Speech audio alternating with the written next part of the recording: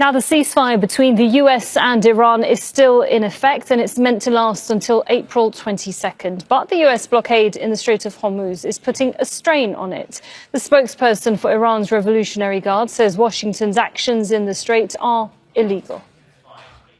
The criminal America's restriction on the movement of maritime vessels in international waters is an illegal act and an example of piracy. The armed forces of the Islamic Republic of Iran explicitly and resolutely declares that the security of ports in the Persian Gulf and the Sea of Oman is either for everyone or for no one. If the security of the ports of the Islamic Republic of Iran in the Persian Gulf and the Sea of Oman is threatened, no port in the Persian Gulf and the Sea of Oman will be safe.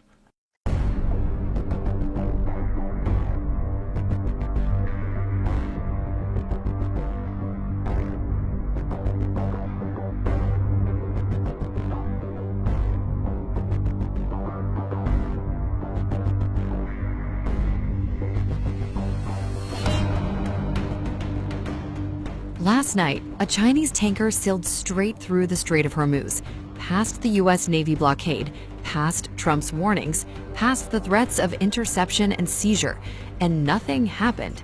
So did China just expose the biggest bluff in modern military history, or is something more complicated going on? Let's get into it. First, the context. Trump's naval blockade of Iranian shipping officially kicked in at 10 a.m. Eastern on April 13th. The stated goal was simple and aggressive: cut off Iran's oil exports, nearly 2 million barrels a day, by stopping Iranian-linked vessels dead in the water. Trump's message to the world was equally simple: unauthorized ships could face interception, diversion, or outright seizure. Bold, clear, unambiguous. Then, within 24 hours of the blockade starting, a sanctioned Chinese-owned tanker called the Rich Starry sailed right through the strait and kept going. The internet immediately had a name for it: Taco. Trump always chickens out. This ship is worth understanding because it's not just some random vessel. The Rich Starry, previously known as the Full Star, is a medium-range tanker flagged under Malawi. It's owned and operated by Shanghai Sunrun Shipping with a Chinese crew. And critically, the U.S. Treasury already sanctioned this vessel back in 2023, specifically for facilitating Iranian oil exports and helping Iran evade sanctions. On April 14, 2026, it became the first vessel to successfully exit the Strait of Hormuz since the blockade began. Here's where it gets nuanced, because the full picture is more complicated than the Trump-blinked headline suggests. The Rich Starry didn't leave from an Iranian port. It departed from Sharjah anchorage in the UAE. It was reportedly carrying methanol, not crude oil, and it was heading to China. When the blockade first went live, the ship actually hesitated. It turned back and went drifting near Keshem Island, joining a cluster of other vessels that reversed course entirely. It wasn't initially brazen. It tested the waters, literally and figuratively. Then, on April 14th, it moved again, completed the transit, entered the Gulf of Oman, gone. China's foreign ministry had already made their position crystal clear. Chinese vessels would continue normal operations, and any U.S. interference would be treated as a threat to global energy security and free navigation. So, is Trump tacoing? Critics say yes, and they're loud about it. The argument is simple. You announced a blockade. A sanctioned Chinese ship challenged it on day one, and you did nothing. That's not deterrence. That's a paper tiger. A direct confrontation between the U.S. Navy and a Chinese-operated vessel sounds almost unthinkable. But almost unthinkable is not the same as impossible. And unthinkable things have a way of happening in the Strait of Hormuz right now. One sanctioned Chinese tanker, one successful passage, one blockade, 24 hours old, already facing its first credibility test. Did Trump blink? Did China just open the floodgates for every Shadow Fleet tanker in the region to follow? We don't have all the answers, but the Rich Starry just made this situation a whole lot more interesting.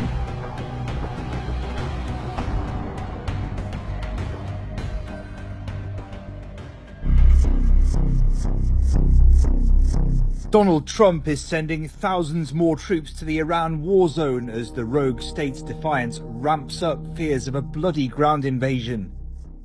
Several menacing ghost ships were able to slip through the net within hours of the US Navy imposing its blockade in the Strait of Hormuz.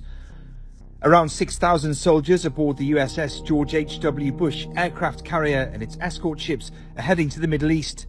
More than 3,000 crack airborne troops have already been sent to join 5,000 US Marines closing in on Iran.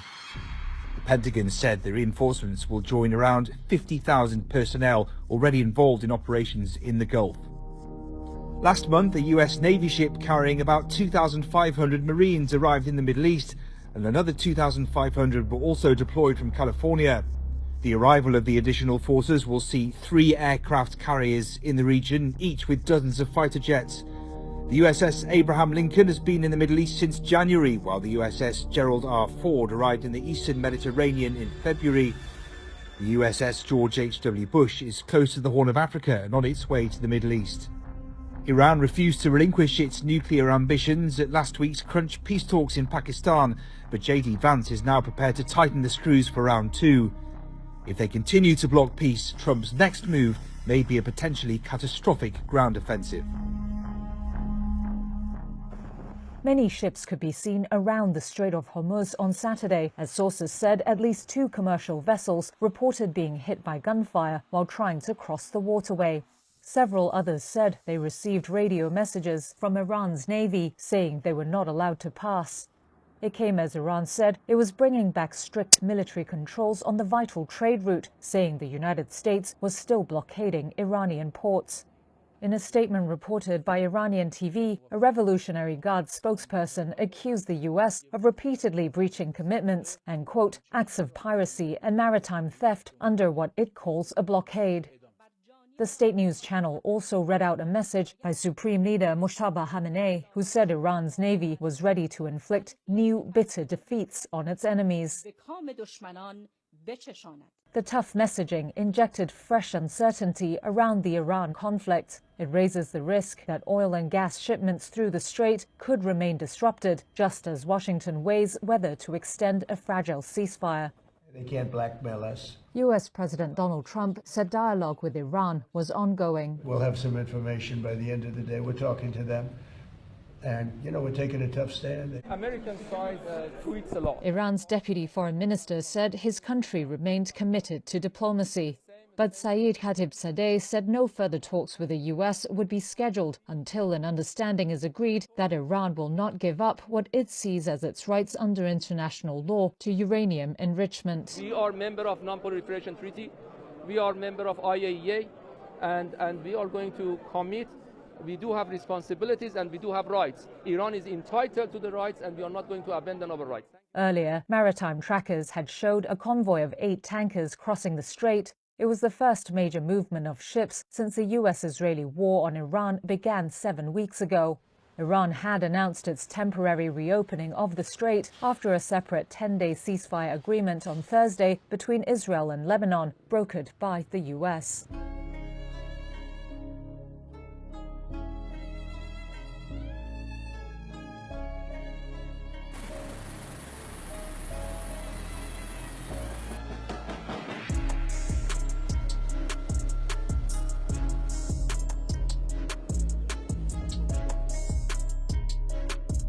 This is Iranian Sepa Navy calling you on channel 16.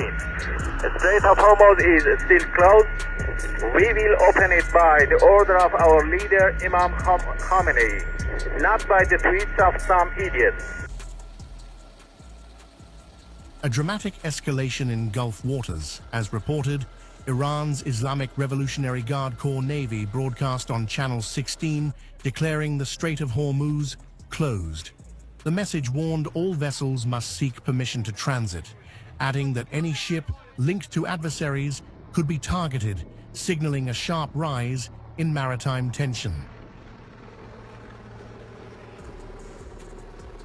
In Persian Gulf and Oman Sea, this is Iranian Sepa Navy calling you on channel 16. The Strait of Hormuz is still closed. We will open it by the order of our leader Imam Khamenei, not by the tweets of some idiots. If you want to pass through the strait, you must ask permission from Iranian Sepa Navy. All vessels that have a connection with our enemies will be targeted if they try to pass the Strait of Hormuz out. As reported, the transmission was invoked by Khamenei, stating the strait would reopen only on his orders, not external political messaging, including remarks linked to Donald Trump. The warning positions Iran's naval command at the center of passage control, reinforcing a high-stakes signal over one of the world's most critical energy corridors.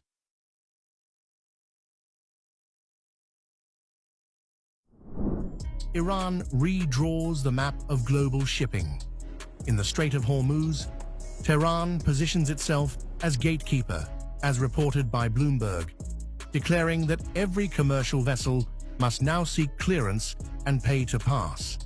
A choke point becomes a checkpoint, signaling a decisive shift from presence to control. The message is direct and official. Ebrahim Azizi, head of Iran's National Security Commission, states, "The time has come to comply with the new maritime regime of the Strait of Hormuz. Regulations," he says, "are set by Iran, not external narratives." A firm assertion that authority over transit is now being defined from Tehran. The time has come to comply with the new maritime regime of the Strait of Hormuz. These regulations are determined by Iran, not by social media posts. Under this new system, only commercial vessels with authorization from the IRGC Navy are permitted to navigate through designated routes after paying the required tolls. If the U.S. attempts to create any disturbance for Iranian ships, this situation can easily be changed. Under this framework, as reported, the Islamic Revolutionary Guard Corps Navy becomes the arbiter at sea, granting access, defining routes, and determining which vessels qualify for passage. Authorization first, transit later. A structured system that places operational control of one of the world's busiest corridors into a single command chain. The economic dimension is equally sharp.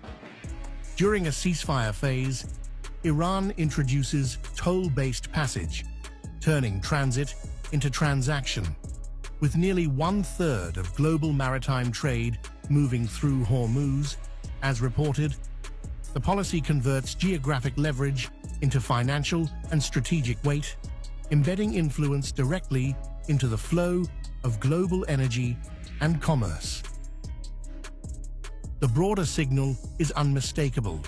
Iran frames this as a formal maritime regime, one that can shift if its shipping faces disruption. As reported by Bloomberg, the move positions Tehran at the center of a critical global artery, where access, cost, and continuity may now be shaped by a new set of rules emerging from the strait itself.